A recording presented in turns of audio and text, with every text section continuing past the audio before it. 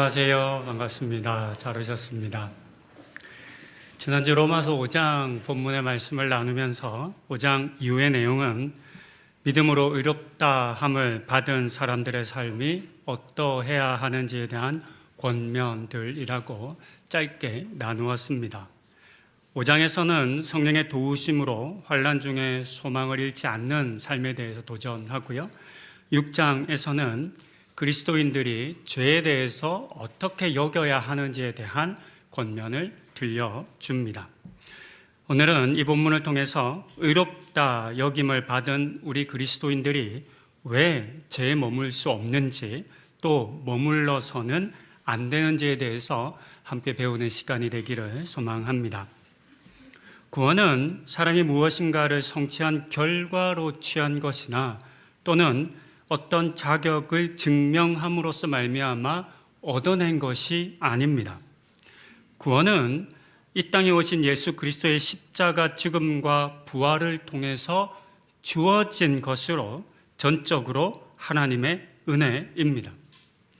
그런 점에서 사람의 어떤 수고나 노력 혹은 도덕적인 삶은 구원을 얻는데 조금도 기여하지 못합니다.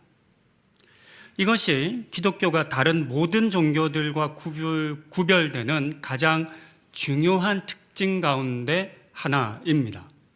그래서 구원이 우리의 어떠함과 상관없이 주어졌기 때문에 은혜인 것입니다. 참 감사한 일이죠. 하지만 이처럼 거저받은 구원은 거저받았기 때문에 동시에 한 가지 회의적인 의문을 야기시킵니다.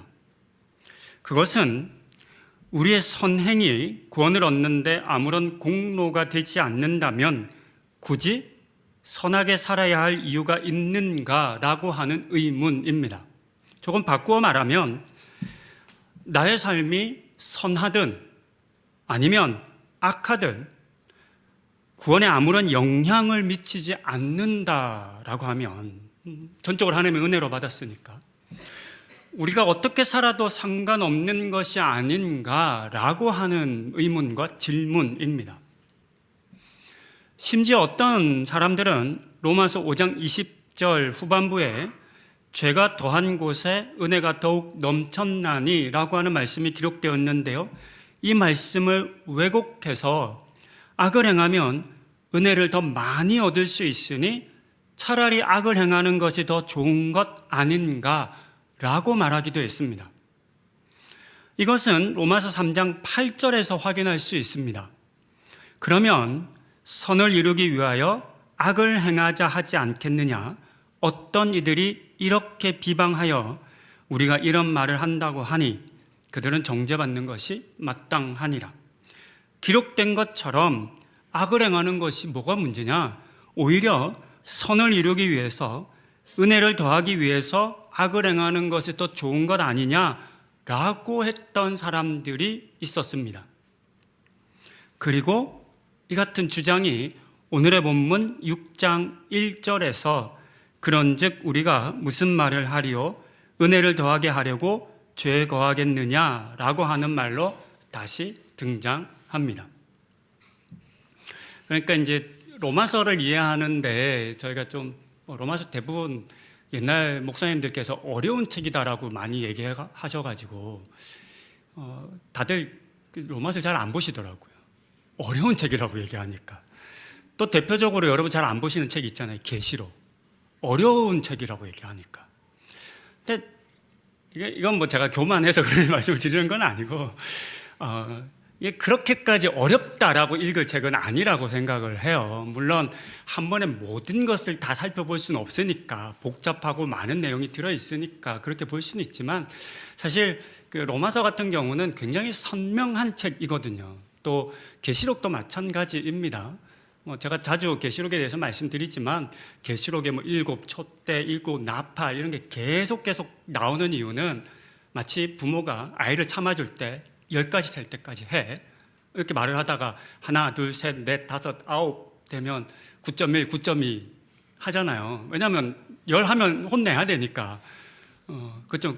그렇게 자꾸만 심판을 유보하는 책으로 읽으시면 됩니다. 계시록은 하나님께서 이 땅의 모든 사람들이 구원을 얻기를 바라시기 때문에 자꾸만 하나님의 심판을 유보해 주시는 거예요. 그러니까 하나님의 엄청난 사랑이 담겨져 있는 책이 계시록이거든요.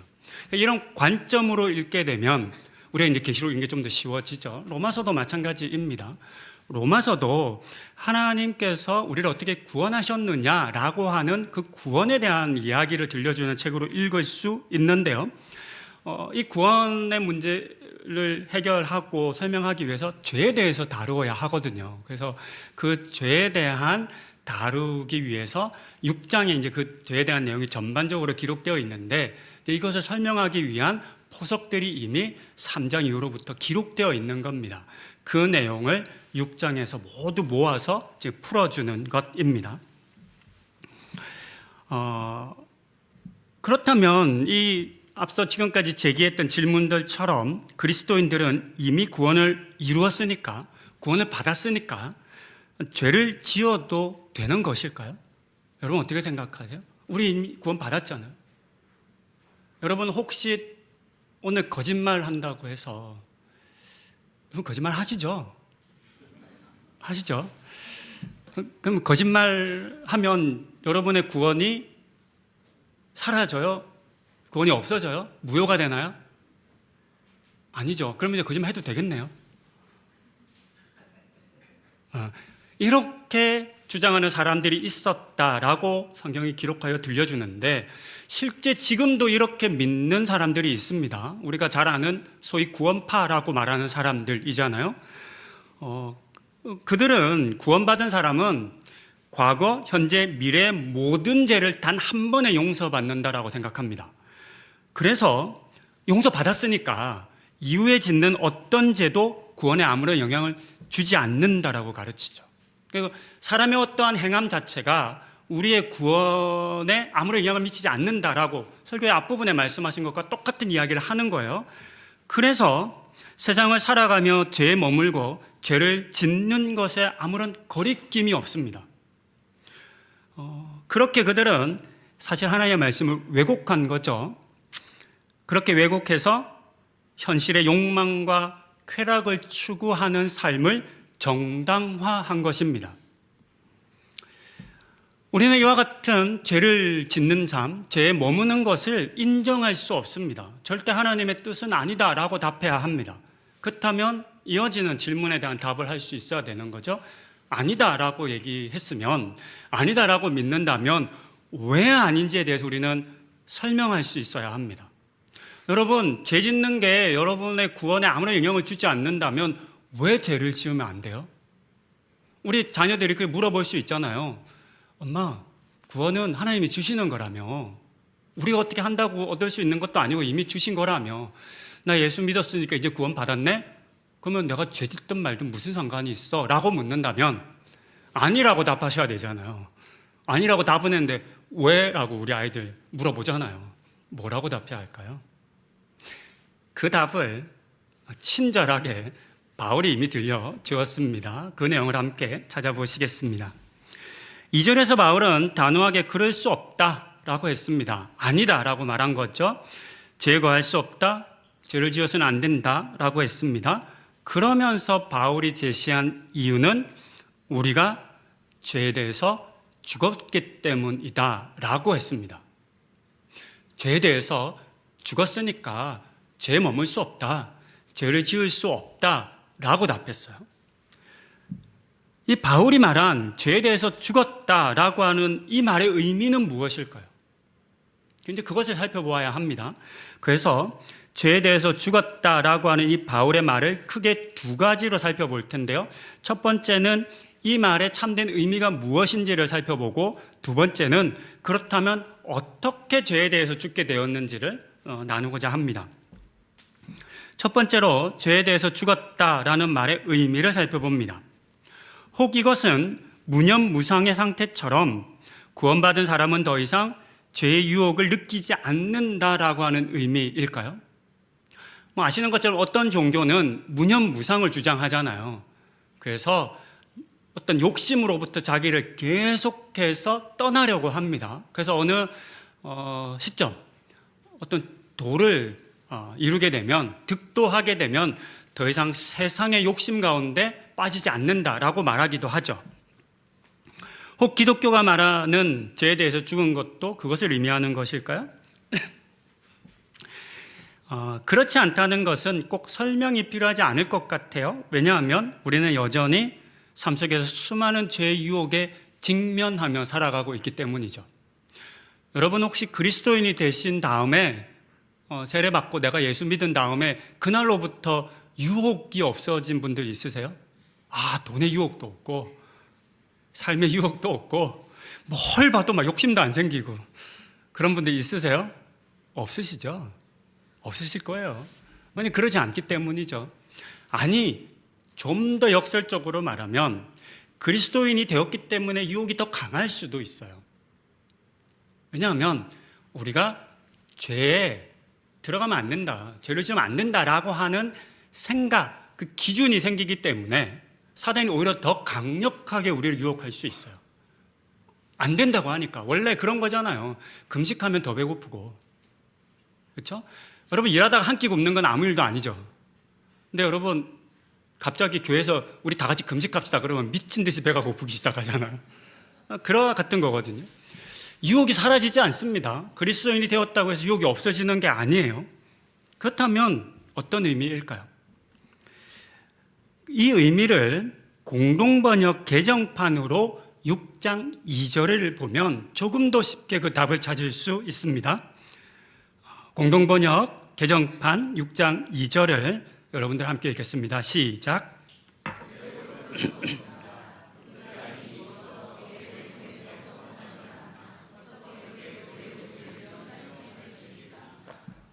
본문은 우리가 이미 죽어서 죄의 권세에서 벗어났다라고 표현하고 있습니다. 이 표현이 의미가 있으려면, 의미를 가지려면 그 전에는 죄의 권세 아래 있었다 또는 죄의 권세에게 지배를 받았다라고 하는 의미를 가집니다. 죄의 권세 아래 우리가 지배를 받았던 존재라는 겁니다. 언제부터 어떤 이유로 우리는 죄의 권세 아래에 놓여 지배를 받아왔던 것일까요? 그 내용이 오늘의 본문 바로 앞인 로마서 5장 12절 이후에 기록되어 있습니다. 첫 사람 아담에 대한 내용이죠. 시간상 전체 본문을 읽지 못합니다. 오늘 설교 마치고 오늘이 가기 전에 하실 수만 있다면 5장 12절 이후부터 오늘 다 읽지 않은 6장 뒷부분까지 다 읽어보시면 좋을 것 같아요. 사실 설교의 내용들이 6장 12절 이후로부터도 기록이 되어 있거든요. 다 또 풀어져 있으니까 꼭 한번 읽어보시면 좋겠습니다. 그 중에서 5장 12절을 제가 읽습니다. 그러므로 한 사람으로 말미암아 죄가 세상에 들어오고 죄로 말미암아 사망이 들어왔나니 이와 같이 모든 사람이 죄를 지었으므로 사망이 모든 사람에게 이르렀느니라. 기록된 것처럼 한 사람 아담의 범죄로 말미암아 죄가 세상에 들어왔고 그 죄를 통해 죽음이 모든 사람에게 이르렀습니다. 이렇게 그리고 세상에 들어온 죄는 그냥 가만 머문 것이 아닙니다. 5장 21절 상반절은 이렇게 이야기합니다. 이는 죄가 사망 안에서 왕노릇한 것 같이 라고 기록하며 죄가 왕이 되어 사람을 다스렸음에 대해서 이야기합니다. 이처럼 바울은 죄를 단순히 우리가 저지른 어떤 잘못된 행동이라고 말하지 않습니다. 죄는 왕처럼 우리를 다스리고 지배하는 권세입니다. 그리고 모든 사람은 이 죄의 권세 아래 있었던 것입니다. 구원이 사람의 어떠함으로 절대 얻어낼 수 없는 것과 마찬가지로 사람의 어떠함으로 죄의 권세로부터 벗어날 수 없습니다. 모든 사람이 자기 스스로의 힘으로는 이 죄의 권세 아래에서 벗어날 수 없는 겁니다. 하지만 골로새서 1장 13절은 이렇게 들려줍니다.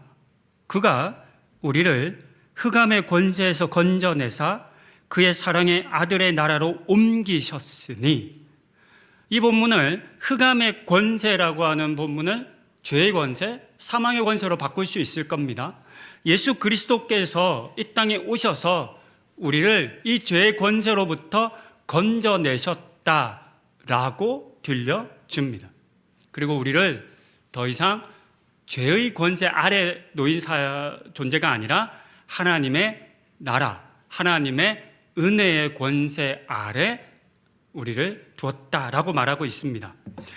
5장 21절 앞서 보았던 죄가 왕노릇했다라고 하는 본문 뒤에 이어지는 본문을 보면 은혜도 또한 이 의로 말미암아 왕노릇하여 라고 기록하여 들려줍니다. 그러니까 그전에는 예수 그리스도가 우리를 구원하시기 전에는 죄가 왕이 되어 그 권세로 우리를 다스렸다라고 했는데 예수 그리스도의 구원 이후로부터는 죄가 아닌 은혜가 우리의 왕이 되어 우리를 다스리고 있다. 즉 우리는 은혜의 권세 아래 있고 은혜의 권세를 지배를 받게 되었다라고 말하는 것입니다. 이것이 죄에 대해서 죽었다라고 하는 말의 의미입니다. 내가 더 이상 죄를 짓지 않는다 이런 의미가 아니라 이미 우리의 신분이 죄의 권세를 받는 종의 신분에서 은혜의 권세 아래 놓여진 신분으로 옮겨졌다라고 하는 의미입니다. 그러니까 죄가 사라진 것이 아닙니다. 죄가 사라지지 않아요. 그리스도인이 되어도 우리는 계속해서 죄의 유혹 앞에 노출됩니다. 죄는 여전히 우리를 유혹하고 공격합니다. 하지만 중요한 것은 이 죄가 더 이상 우리의 주인처럼 우리를 지배할 힘은 없다는 겁니다. 이것은 마치 노예가 주인에게서 해방된 것과 같습니다. 노예 신분에 있을 때는 주인의 명령에 복종할 수밖에 없죠. 주인이 하라 그러면 해야 되고 하지 말라고 하면 하지 말아야 되고 그것이 옳지 않은 일이고 죄임에도 하라 그러면 해야 되는 거예요. 하지만 해방된 이후에는 더 이상 이전 주인의 명령에 복종할 의무가 없습니다. 물론 이전 주인이 옛날처럼 다시 와서 너 이거 해라고 말할 수 있겠죠. 그러나 노예가 해방된 이후에는 그럴 수 없습니다. 나는 더 이상 당신의 노예가 아닙니다. 나에게는 새로운 주인이 있습니다 라고 말을 하며 그 옛 주인의 말을 들으면 안 되잖아요. 해방되었음에도 불구하고 어쩌면 새로운 주인을 모셨다면 그 새로운 주인의 말을 들어야지 옛 주인의 말을 들어서는 안 됩니다. 마찬가지로 그리스도인들은 죄의 지배에서 해방된 사람들입니다. 죄는 여전히 우리를 향해서 명령하고 또 유혹하지만 우리는 더 이상 이 죄에게 복종해야 하는 존재가 아닌 겁니다. 대신 이제 우리의 왕이신 은혜의 지배 아래에서 은혜의 말을 듣고 은혜를 따르는 삶을 살아야 합니다. 이것이 죄에 대해서 죽었다라고 하는 말의 의미입니다. 이제 두 번째로 그렇다면 어떻게 죄에 대해서 죽게 되었는지를 살펴봅니다. 3절에서 바울은 그리스도 예수와 합하여 세례를 받은 우리는 그의 죽으심과 합하여 세례를 받은 줄을 알지 못하느냐라고 질문하며 세례에 대한 긴 이야기를 들려줍니다. 세례 받을 때 제가 항상 낭독하는 말씀이기도 하죠. 3절부터 5절을 주로 낭독을 하는데요. 로마서가 쓰여진 시기는 대략 AD 57년경으로 봅니다. 이때는 로마의 네로 황제가 통치하던 시기인데요. 황제 숭배, 우상 숭배가 만연했던 시대입니다.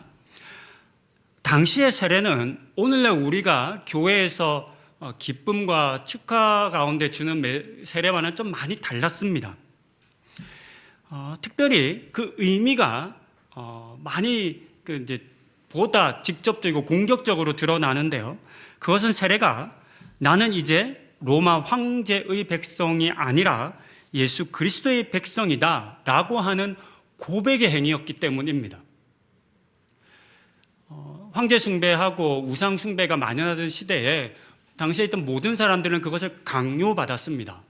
황제가 열어놓은 황제 숭배 잔치에 참여하게끔 초대장을 받았고 이 초대장을 받고 가지 않으면 그것에 이제 참여하지 않은 사람이 되었기 때문에 그로 말미암아 벌어지는 불이익을 감당해야만 했습니다.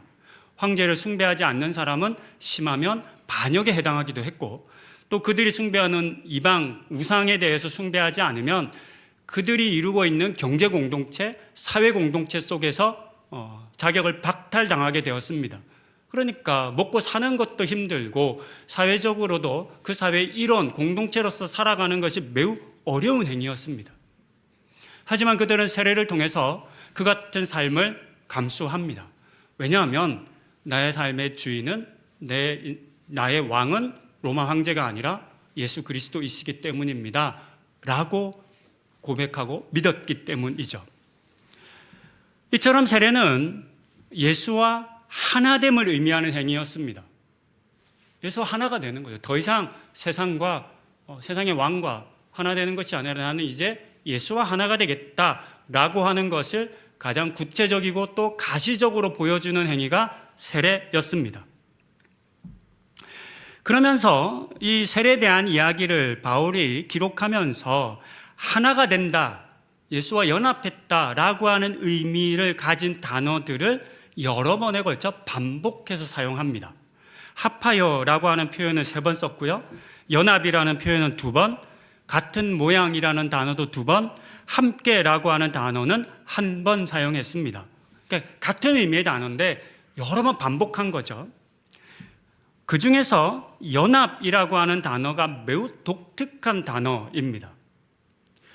이 단어는 헬라어 원어로는 언제 쓰여 주로 로마 사회에서 언제 누가 가장 많이 썼냐면 농작물을 재배하는 원예사들, 농부들이 많이 사용했던 단어입니다. 어떤 단어냐면 나무의 가지를 잘라서 다른 나무에게 붙이죠. 우리가 보통 젖붙임이라고 하지 않습니까? 이 젖붙임을 의미하는 단어입니다.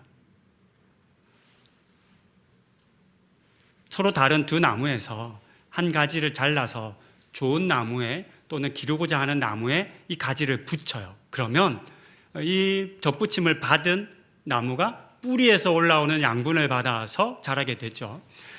이 비유를 예수님께서 말씀하셨습니다. 포도나무 가지 비유로 말씀하셨죠. 그래서 또는 돌감람나무의 비유로도 말씀을 하셨어요. 그래서 젖붙임을 받았다. 우리가 예수 그리스도를 말미암아 젖붙임을 받은 것에 대한 얘기를 들려주셨습니다.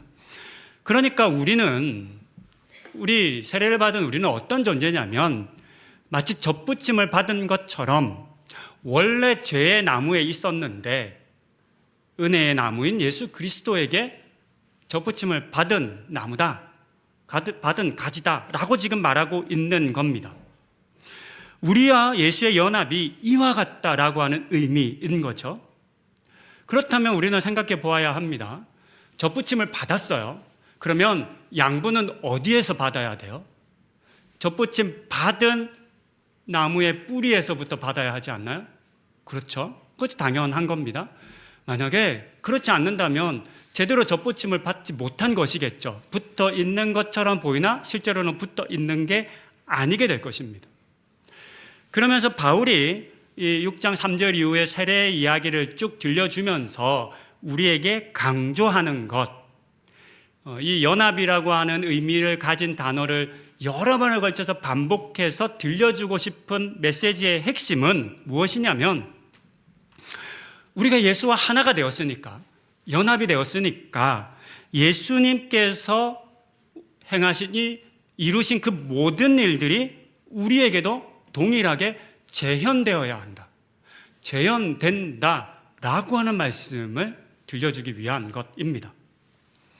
예수님께서 세례를 받으시면서 이루고 행하신 그 모든 일들이 예수와 함께 젖붙임을 받고 세례를 받은 사람들은 다 똑같이 재현된다는 겁니다.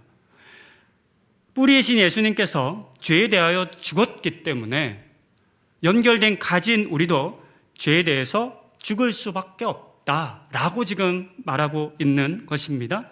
그러니까 이것이 우리가 죄에 대해서 죽은 방법입니다. 우리 스스로 죽은 게 아니에요. 우리 스스로 죄에 대해서 승리를 외치고 선포한 게 아니라는 겁니다.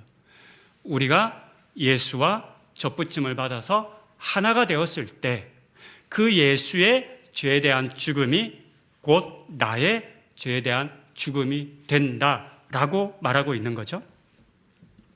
이제 마지막 11절의 말씀을 봅니다. 오늘의 본문에서 중요한 본문 구절 하나를 뽑으라면 여러 다양한 본문을 뽑을 수 있을 것 같아요. 설교를 준비하면서 본 주석이나 이런 내용들을 보면 어떤 분은 5절을 중요하다고 여기고 이렇게 했는데 저는 11절이 참 중요하다라고 여겼습니다. 이렇게 기록하고 있습니다. 이와 같이 너희도 너희 자신을 죄에 대하여는 죽은 자요 그리스도 예수 안에서 하나님께 대하여는 살아있는 자로 여길지어다. 그러니까 우리에게 어떤 삶의 태도와 자세와 또는 마음을 가져야 할지에 대한 권면이잖아요.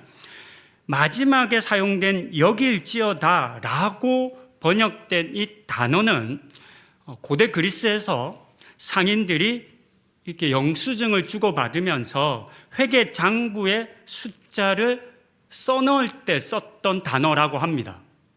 그래서 이런 의미를 가지고 있대요. 어떤 항목을 장부상에 올려서 그 값을 확정하고 그에 따른 권리를 주장한다. 이런 의미의 단어라고 합니다. 거래하는 사람에게 있어서, 장사하는 사람에게 있어서 숫자를 기록하는 것은 중요합니다. 여러분들 어디 돈 주고받을 때, 빌릴 때 그냥 머릿속에 기억하세요? 아니면 장부에 기록하세요? 계약서, 차용증에 기록하세요? 기록해야죠. 기록 안 하면 나중에 어떻게 돼요? 권리가 없어져요.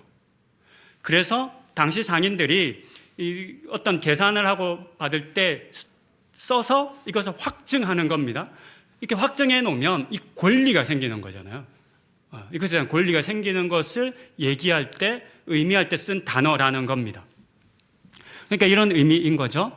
스스로 죄에 대해서는 이미 죽었고 하나님에 대하여서는 산자가 되었다라고 하는 것이 확정되었다라고, 그렇게 여겨야 한다라고 권면하는 말씀인 것을 알 수 있습니다. 이제 긴 설교의 내용을 누가복음 15장에 기록된 탕자의 이야기로 마무리하고자 합니다. 모든 사람이 이 본문에 이 비유에 등장하는 둘째 아들을 탕자라고 부른 것처럼 그는 죄인이었습니다. 아버지가 여전히 살아있음에도 불구하고 유산을 달라 하여 아버지를 모욕했죠. 아버지와 모든 가족이 힘들여 모은 재산을 허랑방탕한 생활로 탕진하고 말았습니다. 그런데 이런 죄인 탕자가 돌아왔을 때 아버지가 한 행동이 우리를 너무너무 놀라게 합니다. 그를 보고 측은히 여겨 달려가 목을 안고 입을 맞춥니다. 제일 좋은 옷을 내어 입히고 손에 가락지를 끼우고 발에 신을 신겼습니다. 그리고 살진 송아지를 잡아 잔치를 열었습니다.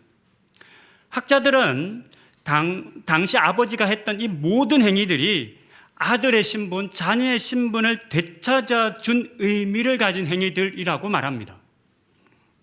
그냥 왔네, 옷 입어, 이런 의미가 아니라는 거죠.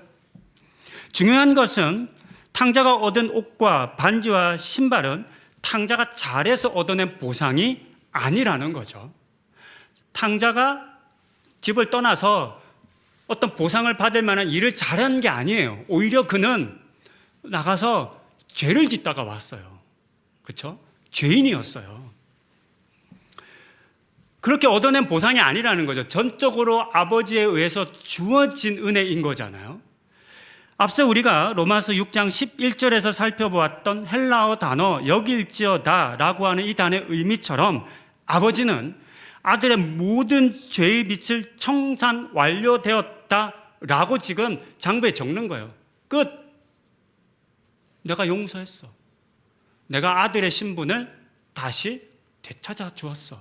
얘는 내 아들이야 라고 적은 거죠. 적고 잔치에서 사람을 불러서 그걸 공포하는 거예요. 탕자 이야기 속 탕자는 생각해 보면 바로 우리 자신인 것을 알 수 있습니다. 우리의 삶이 하나님을 떠나 죄 가운데 머물러 있었죠. 여전히 우리는 죄 가운데 머물러 있지만 우리의 어떠함으로 구원을 보상으로 받아낸 것이 아니라 전적으로 하나님의 은혜로 우리는 하나님의 자녀가 되는 신분을 얻게 됩니다. 그렇게 우리는 탕자에서 자녀로 옮겨졌습니다. 그렇다면 이런 생각을 해볼 수 있습니다. 탕자가 다시 집에 돌아와서 아들이 됐잖아요. 아들이 됐어. 다시 그 지난 과거를 다 뒤로 하고 아들이 됐어요. 그러면 이 탕자에게 다시 돌아가서 또 할까라는 마음이 들까요? 생각해 보세요. 야, 그때 참 좋았는데 또 한 번 들고 튈까? 상상해 보세요. 그런 생각이 들까요? 아니요. 탕자가 그 삶 속에서 철저하게 후회하고 돌이키거든요. 와, 그게 머물 때가 아니야. 그건 아들의 신분에 어울리는 삶의 모습이 아니야 라고 말하는 거죠. 아버지께서 입혀주신 옷과 가락지와 신발을 벗어던지고 그 돼지우리로 돌아갈 이유가 없어요. 그건 상상조차 할 수 없고 그건 말도 안 되는 일이라는 거죠. 바로 여기에 포인트가 있습니다. 6장 1절에서 우리 그리스도인들이 죄에 머물 수 있습니까? 죄를 지을 수 있습니까? 라고 질문하잖아요. 그에 대해서 바울이 뭐라고 얘기하냐면 말도 안 되는 얘기입니다. 우리의 신분이 그런 신분이 아니에요. 우리는 예수 그리스도로 말미암아 죄의 종이 아니라 하나님의 자녀로 이미 신분이 바뀌었습니다. 그런 우리에게 그와 같은 질문은 사실 말도 안 되는 질문입니다. 아예 상상할 거리도 되지 않습니다. 라고 지금 답을 들려주는 것입니다. 죄에 대한 문제, 우리는 어떻게 해결해야 하냐면 우리의 신분을 다시 깨닫고 기억하는 것으로 이 죄의 문제에 대해서 접근해야 합니다. 이 자리에 우리 모두는 예수 그리스도의 십자가 죽음과 부활로 말미암아 죄가 아닌 은혜의 자녀가 되었습니다. 그러니 죄에 대해서는 이미 죽은 자요, 그리스도 예수 안에서 하나님에 대하여 산 자로, 은혜에 대하여 산 자로 우리 자신을 여기고 그렇게 확정하고 죄가 아닌 은혜 속에 살아가기를 기뻐하고 소망하는 우리 모두가 되기를 소망합니다. 이제 함께 기도하시죠. 오늘 말씀을 통해서 우리가 이미 그리스도와 연합하여 죄에 대해서 죽고 하나님에 대해서 산 자인 것을 확인했습니다. 우리에게 다가오는 이 죄에 대한 유혹들과 이런 것들이 여전히 우리 가운데 영향을 미치고 우리를 힘들게 하지만 그러나 이 죄가 우리를 더 이상 명령할 수 없고 지배할 수 없습니다. 우리는 모두 은혜의 자녀이기 때문입니다. 이 시간 기도하실 때 하나님, 제가 죄의 종이 아닌 것을 깨닫고 믿고 선포하는 삶 살게 하여 주시옵소서. 제가 유혹할 때마다 나는 은혜의 자녀인 것을 선포하는 그런 믿음 달라고, 그렇게 죄를 이기는 삶 살아가기를 다짐하는 기도 함께 하시겠습니다. 함께 기도합니다.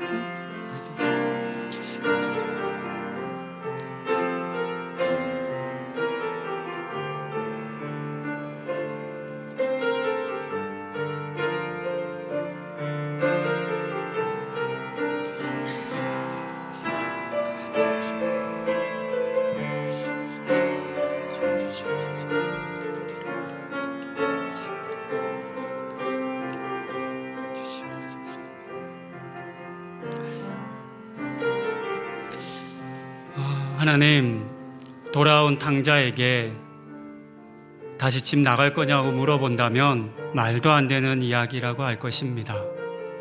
하나님, 우리의 신분이 죄의 종에서 은혜의 종으로, 은혜의 지배를 받는, 은혜의 권세를 받는 자로 이미 옮겨졌습니다. 이 사실을 기억하게 하여 주시고 우리의 삶의 자리가 어디인지를 항상 깨닫게 하여 주시옵소서. 은혜의 삶을 살아가야 한다는 것, 예수 그리스도를 나의 삶의 뿌리로 삼고 예수에게서 우리 가운데로 공급되어지는 그 은혜의 양분 먹으며 살아가야 한다는 것 깨닫고 죄를 멀리하고 죄에 대해서 단호히 아니라고, 그럴 수 없다라고 선포하며 살아가는 우리 성도님들 다 되게 하여 주시옵소서. 이 같은 은혜를 우리 모두에게 매일매일 부으시기를 간구드리며 예수님의 이름으로 기도드립니다. 아멘.